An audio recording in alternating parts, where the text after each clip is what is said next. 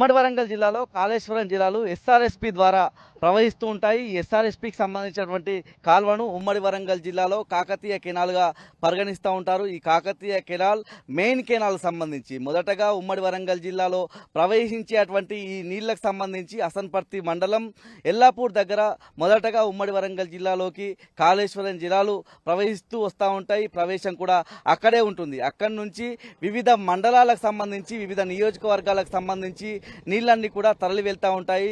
మొదటగా అసన్పర్తి మండలం, హన్మకొండ మండలం నుంచి ఇటు పరకాల నియోజకవర్గం, నర్సంపేట నియోజకవర్గం, ములుగు నియోజకవర్గానికి సంబంధించి జేడి మల్లంపల్లి మండలంలో అక్కడి నుంచి ప్రవహిస్తూ జయశంకర్ భూపాలపల్లి జిల్లాలో అంటే భూపాలపల్లి మండలంతో సహా రేగొండ, టేకుమట్ల, చిట్యాల ఇతర మండలాల నుంచి చిట్ట చివరిగా ఉన్నటువంటి టేకుమట్ల మండలం నుంచి మానేరులో మళ్ళీ నీళ్లు కలిసే పరిస్థితి ఉంటుంది. ఇటువైపు మనం చూసినట్టయితే ప్రస్తుతం మనం ఉన్నది సంగెం మండలం తీగరాజుపల్లికి సంబంధించి హన్మకొండలో మొదలయ్యేటువంటి అంటే హసన్పర్తి దగ్గర ఏదైతే కాకతీయ మెయిన్ కాలువ మొదలవుతుందో అక్కడి నుంచి ఇక్కడి వరకు వచ్చిన తర్వాత ప్రవాహం ఇక్కడ డిస్ట్రిబ్యూటరీ వ్యవస్థ ద్వారా ఇక్కడ మళ్ళీ కాల్వల ద్వారా మళ్ళిస్తూ ఉంటారు. ప్రధానంగా ప్రస్తుతం మనం ఉన్నటువంటి తీగరాజుపల్లి దగ్గర ఉన్నటువంటి మెయిన్ కాలువ ద్వారా అంటే ఇది ప్రధానంగా కాకతీయ కెనాల్ సంబంధించినటువంటి ప్రధాన కాలువ 284 కిలోమీటర్లు అంటే ఏదైతే అసన్పర్తి ఉమ్మడి వరంగల్ జిల్లాలో 190 కిలోమీటర్ల దగ్గర కాళేశ్వరం జిల్లాలో ఎస్ఆర్ఎస్పికి సంబంధించినటువంటి వాటర్ చేరతాయో 190 నుంచి మొదలు పెడితే 284 కిలోమీటర్ల వరకు స్టేజ్ 1 ఎస్ఆర్ఎస్పిగా పరిగణిస్తూ ఉంటారు. ఎస్ఆర్ఎస్పి స్టేజ్ 1లో భాగంగా వర్ధనపేట మండలం ఇల్లంద వరకు స్టేజ్ 1 పనులన్నీ కూడా పూర్తయిన సందర్భం. స్టేజ్ 2 పనులకు సంబంధించి మనం చూసినట్టయితే 284వ కిలోమీటర్ నుంచి 346వ కిలోమీటర్ వరకు స్టేజ్ 2 పనులన్నీ కూడా జరిగిన సందర్భం. అంటే ప్రస్తుతం మనం ఉన్నటువంటి సంగెం మండలం తీగరాజుపల్లి గ్రామం దగ్గర ఉన్నటువంటి ఈ కాలువ ప్రధానమైనటువంటి కాలువ. ఇక్కడి నుంచి వర్ధనపేట వరకు మెయిన్ కాలువ, ఇక్కడి నుంచే సూర్యాపేట వరకు కూడా మెయిన్ కాలువ ద్వారా నీళ్లు ప్రవహిస్తూ ఉంటాయి. ప్రస్తుతం మన వెనుక ఉన్నటువంటి మరొక డిస్ట్రిబ్యూటరీ కాలువ అంటే చిన్న కాలువకు సంబంధించి ఆ కాలువ ద్వారా కూడా నీళ్ళన్నీ ఇటు నర్సంపేట నియోజకవర్గము, మహబూబాబాద్, డోర్నకల్ నియోజకవర్గాలకు పెద్ద ఎత్తున నీళ్లు వెళ్ళి అక్కడి రైతాంగానికి సంబంధించి సాగునీరు అందించే పరిస్థితి ఉంటుంది. ఉమ్మడి వరంగల్ జిల్లా వ్యాప్తంగా ఎస్ఆర్ఎస్పి స్టేజ్ 1 స్టేజ్ 2లో భాగంగా 4,73,150 ఎకరాల వరకు నీళ్లు అందించిన సందర్భం. అంటే ఈ ప్రాజెక్టు ఉద్దేశం, కాళేశ్వరం జిల్లాల ఉద్దేశం మనకు స్పష్టంగా కనిపిస్తూ ఉంది. ప్రధానంగా ఉమ్మడి వరంగల్ జిల్లా వ్యాప్తంగా ఉన్నటువంటి దాదాపు అన్ని నియోజకవర్గాలకు సంబంధించి ఈ కాళేశ్వరం జిల్లాలు ఎస్ఆర్ఎస్పి ద్వారా నీళ్లు అందించడం ద్వారా ప్రధానంగా యాసంగి సీజన్లో లక్షలాది ఎకరాలు పండే పరిస్థితి వచ్చిందంటే ఈ కాలువలే, ఈ ఎస్ఆర్ఎస్పి కాల్వలు, కాకతీయ కాల్వ, కాళేశ్వరం జిల్లాలే కారణమని మనం చెప్పుకోవాల్సి ఉంది. ఉమ్మడి వరంగల్ జిల్లాకు 2 ప్రాజెక్టులు ప్రధానంగా సాగునీటికి సంబంధించి ఉపయోగపడతా ఉన్న సందర్భము. ఒకటి ఎస్ఆర్ఎస్పి అంటే కాళేశ్వరం జిల్లాల ద్వారా రైతాంగానికి సాగునీరు అందుతుండగా, మరొకటి దేవాదుల ప్రాజెక్టు. ప్రస్తుతం మనం ఎస్ఆర్ఎస్పి ద్వారా అందేటువంటి కాళేశ్వరం జిల్లాలకు సంబంధించినటువంటి కీ పాయింట్ మనం ఏదైతే ప్రస్తుతం ఉన్నామో ఎస్ఆర్ఎస్పి స్టేజ్ 1 ద్వారా ఏదైతే పోచంపాడు నుంచి మొదలయ్యే ఎస్ఆర్ఎస్పి స్టేజ్ 1 సంబంధించినటువంటి కాలువలు ప్రస్తుతం మనం ఉన్నటువంటి వరంగల్ జిల్లా ఇల్లంద వరకు 284 కిలోమీటర్ల మేర ప్రవహించి ఇక్కడ వరకు ఉండేటువంటిది. ఇది స్టేజ్ 1లో భాగంగా ఇక్కడ వరకు పనులు జరిగాయి. స్టేజ్ 2లో భాగంగా 284 కిలోమీటర్ నుంచి 346 కిలోమీటర్ వరకు పనులు జరిగిన పరిస్థితి. అయినప్పటికీ ఎస్ఆర్ఎస్పి కాలువలను అయితే నిర్మించారు తప్ప ఇక్కడ ఉన్నటువంటి ఏ రైతాంగానికి కూడా 2014కు ముందు నీళ్లు రాని సందర్భం. కాళేశ్వరం ఎప్పుడైతే నిర్మించారో ఒక భగీరథ ప్రయత్నం ద్వారా, కేసీఆర్ సంకల్పం ద్వారా ఇక్కడ ఉన్నటువంటి రైతాంగం అంతా కూడా, ఇక్కడ రైతాంగానికి సంబంధించినటువంటి వ్యవసాయ భూములన్నీ కూడా సస్యశ్యామలంగా మారిన సందర్భం అయితే స్పష్టంగా కాళేశ్వరం ప్రాజెక్టు నిర్మించిన తర్వాత ఆ ఫలాలు ఇక్కడ అందిన సందర్భం. ఎందుకంటే ఏదైతే ఎస్ఆర్ఎస్పికి సంబంధించినటువంటి ఉద్దేశము పూర్తిగా ఆ రోజు నిర్వీర్యమైనటువంటి సందర్భంలో ఈ ఎస్ఆర్ఎస్పి కాల్వల ద్వారా కాళేశ్వరం జలాలను రైతుల పొలాల్లోకి తీసుకొచ్చి ఇక్కడ పంటలు పండించిన సందర్భాన్ని స్పష్టంగా రాష్ట్రమే కాదు దేశమంతా కూడా గమనించిన పరిస్థితి. 284 కిలోమీటర్ ఇల్లంద దగ్గర వర్ధనపేట మండలం ఇల్లంద దగ్గర ఎస్ఆర్ఎస్పి స్టేజ్ 1 పూర్తి కాగా స్టేజ్ 2 ఇక్కడ నుంచి మొదలై 346వ కిలోమీటర్ వరకు ప్రయాణించిన సందర్భం. మొదటగా ఎస్ఆర్ఎస్పి ఉమ్మడి వరంగల్ జిల్లాకు సంబంధించి మనం చూసినట్టయితే హసన్పర్తి మండలము అక్కడ మొదలయ్యేటువంటి ఈ ప్రవాహం అంతా కూడా హన్మకొండ ఇటు పరకాల నియోజకవర్గానికి సంబంధించి కావచ్చు, నర్సంపేట కొంత ఒక మండలానికి సంబంధించి ములుగు నియోజకవర్గం, భూపాలపల్లిలోని చాలా మండలాలు, అదేవిధంగా మహబూబాబాద్ జిల్లా మొత్తం ఇటు మహబూబాబాద్ జిల్లా అంటే మహబూబాబాద్ నియోజకవర్గము, డోర్నకల్ నియోజకవర్గానికి సంబంధించి కూడా ఇటు ఎస్ఆర్ఎస్పి స్టేజ్ 2లో భాగంగా ప్రస్తుతం మనం ఉన్నటువంటి ఈ నీళ్ళన్నీ కూడా ఉమ్మడి వరంగల్ జిల్లాకు సంబంధించి వర్ధనపేట మండలము, వర్ధనపేట నియోజకవర్గము, అదేవిధంగా పాలకుర్తి నియోజకవర్గంతో పాటు ఇతర నియోజకవర్గాలకు సంబంధించి డోర్నకల్ నియోజకవర్గం, అదేవిధంగా ఉమ్మడి వరంగల్ జిల్లా దాటుకుని వెళ్ళేటువంటి తుంగతుర్తి కావచ్చు, సూర్యాపేట నియోజకవర్గం వరకు రైతాంగానికి సాగునీరు ఇక్కడి నుంచి తరలించే సందర్భము. ముఖ్యంగా యాసంగి సంబంధించి ఏదైతే వరంగలే కావచ్చు, తెలంగాణలో వర్షాకాలానికి సంబంధించి వానాధారంగానే పంటలు పండించే సందర్భం 2014కు ముందు ఉండేది. ఆ తర్వాత కాళేశ్వరం ప్రాజెక్టు నిర్మించిన తర్వాత ఆ జలాలను రైతుల భూముల్లోకి, బీడువారిన భూముల్లోకి మళ్లించడం ద్వారా సస్యశ్యామలంగా ఆ భూములన్నీ కూడా మారిన సందర్భాన్ని అయితే స్పష్టంగా తెలంగాణ రాష్ట్రంతో పాటు యావత్ దేశం, ప్రపంచమంతా గమనించిన సందర్భాన్ని మనం చూస్తూ ఉన్నాము. కాళేశ్వరం జలం ఫలాలు అయితే కాళేశ్వరం జలాల ద్వారా ఆ ఫలితాలను అయితే ప్రజలు అనుభవించిన సందర్భము. రైతాంగం అయితే ఆ పంటలు పండించుకొని లాభాల బాట పట్టిన సందర్భం కూడా మనం స్పష్టంగా చూస్తూ ఉన్నాము. అనేక నియోజకవర్గాలకు సంబంధించి, అనేక మండలాలకు సంబంధించి ఉమ్మడి వరంగల్ జిల్లా వ్యాప్తంగా మొత్తం 70 నుంచి 75 మండలాలు ఉంటే దాదాపు 30 నుంచి 35 మండలాల వరకు కేవలం కాళేశ్వరం జలాల మీద ఆధారపడి పంటలు పండించిన సందర్భం.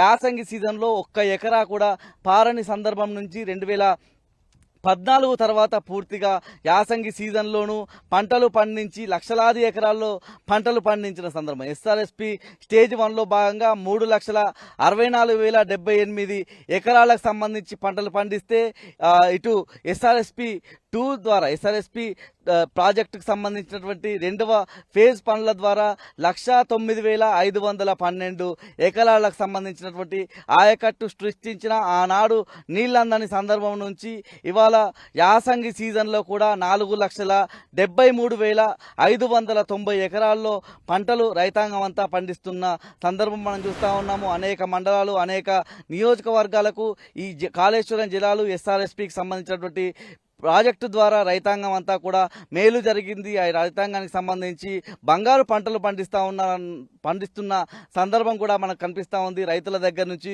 ఒక హర్షాతి రేఖలైతే వ్యక్తమైన సందర్భం కూడా. ముఖ్యంగా మనం ఎస్ఆర్ఎస్పి 1 కావచ్చు, 2 కావచ్చు, ఈ ఏరియా అంతా కూడా ఈ కాల్వలకు సంబంధించి ప్రయాణించేటువంటి ఈ ప్రవాహ మార్గం అంతా కూడా పూర్తిగా డ్రాట్ ఏరియా, కరువు పీడిత ప్రాంతంగా ఉండేటువంటి ఈ ప్రాంతంలో లక్షలాది ఎకరాలు సాగులోకి వచ్చిన సందర్భాన్ని చూస్తూ ఉన్నాం. ఎందుకంటే ఈ ప్రాంతం నుంచి పూర్తిగా వలసలు వెళ్ళి హైదరాబాద్ కావచ్చు, ఇతర ప్రాంతాలకు వెళ్ళి రైతులు ఆటోలు నడుపుకునే సందర్భము, ఇతర కూలీ నాలి చేసుకునే సందర్భం నుంచి మళ్ళీ వలసలు వాపసు వచ్చి మళ్ళీ తమ పంటలు పండించుకొని, బంగారు పంటలు పండించుకొని లాభాల బాట పట్టి రైతు అంటే గల్లా ఎగురు వేసుకొని తిరిగే సందర్భాన్ని క్రియేట్ చేసిందంటే అది కాళేశ్వరం ప్రాజెక్టు. దాని సృష్టికర్తగా ఉన్నటువంటి అపర భగీరథ ప్రయత్నం చేసినటువంటి తెలంగాణ తొలి ముఖ్యమంత్రి కేసీఆర్ గారి కృషి సంకల్పమే కారణమని మనం చెప్పుకోవాల్సి ఉంటుంది. ఎస్ఆర్ఎస్పి కాలువల ద్వారా ఉమ్మడి వరంగల్ జిల్లాకు కాళేశ్వరం జలాలు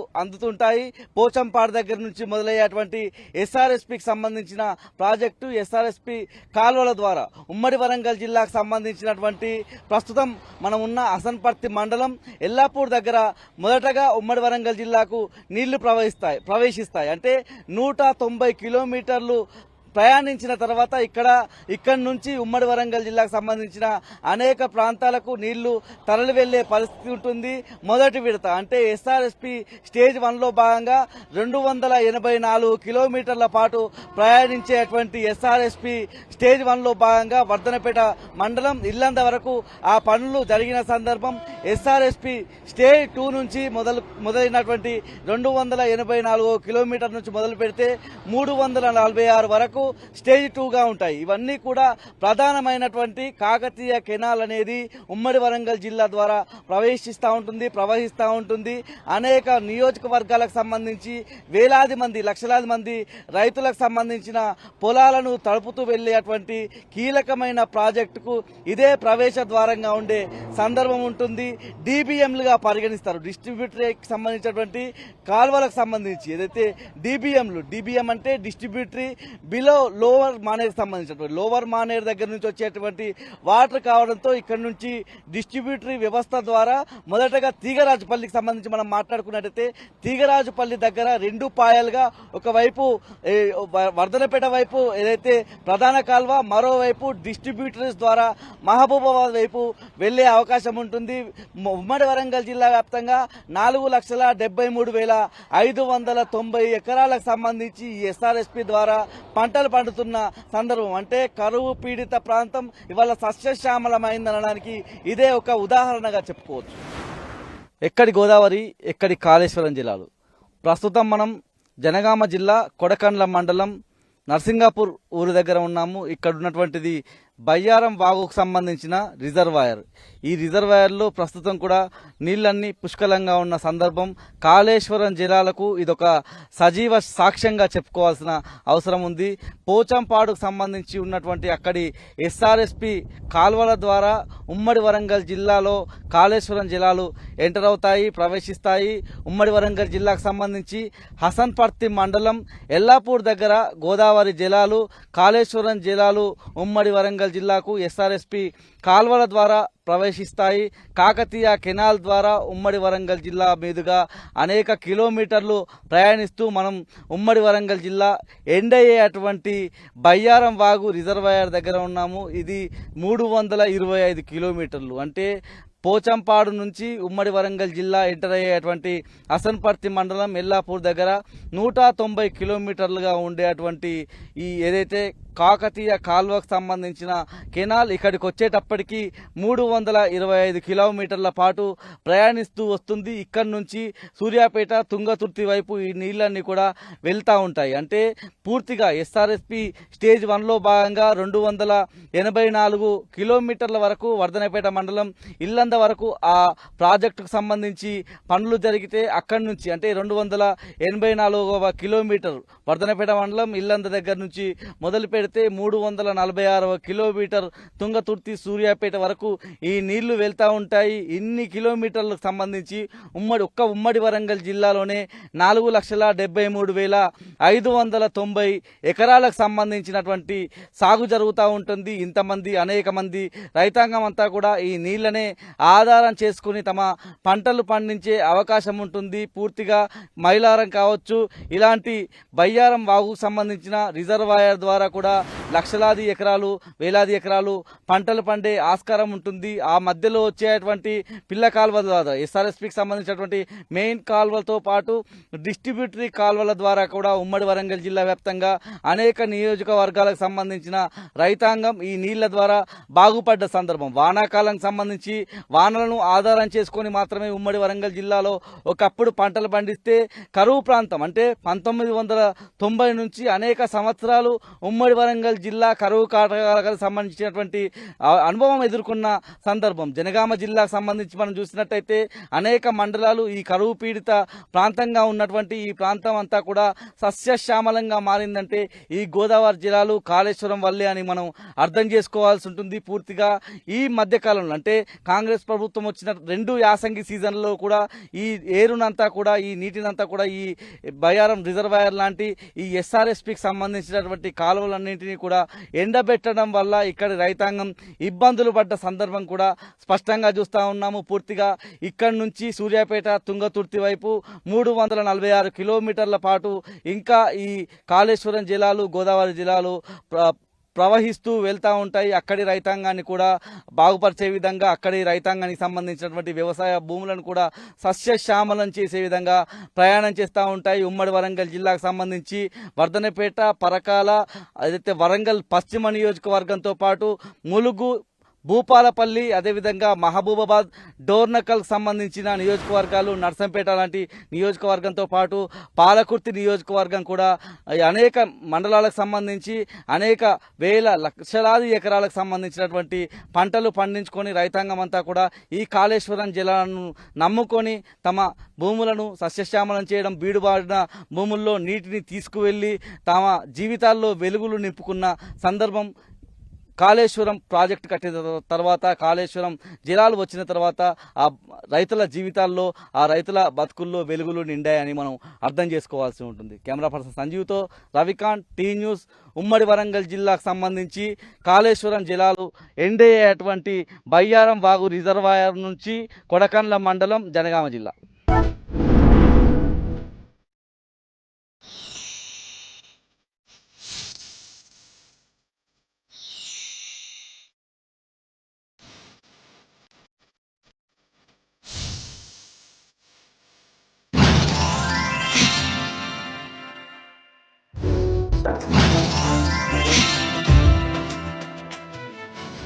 7 సంవత్సరాల నుండి పంప్ హౌస్ వచ్చిన నుండి మా రాంపూర్ గ్రామంలో పంప్ హౌస్ వచ్చిన నుంచి మా రాంపూర్ గ్రామస్తులకు, మా చుట్టుపక్కల ఒగులాపూర్, రాంపూర్, రావణపేట, గొల్లపల్లి ఈ ఏరియా మొత్తం సస్యశ్యామలం అయింది. మాకు అన్నం పొంటే అన్నం తినకుండా కానీ మాకు తిన్నంత బదులుగా హాయిగా నిద్రపోతున్నాం.